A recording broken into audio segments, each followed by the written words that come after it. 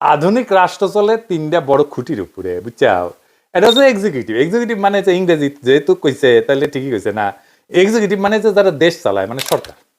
Legislative মানে যারা আইন বানায় মানে সংসদ। আর জুডিশিয়ারি মানে যারা বিচার করে মানে আদালত।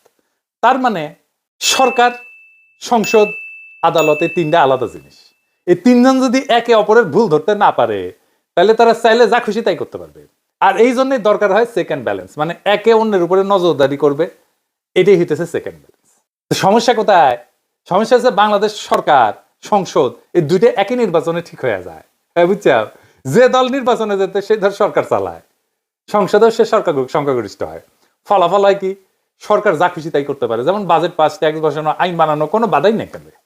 কারণ সংসদও তো তাদের নিজেদের লোক দিয়ে ভর্তি। তো তাইলে এটা কিসের সেকেন্ড ব্যালেন্স হইলো? এটা তো হইলো আপনি নিজে বিচারক, নিজে অভিযুক্ত, নিজেই মুক্ত।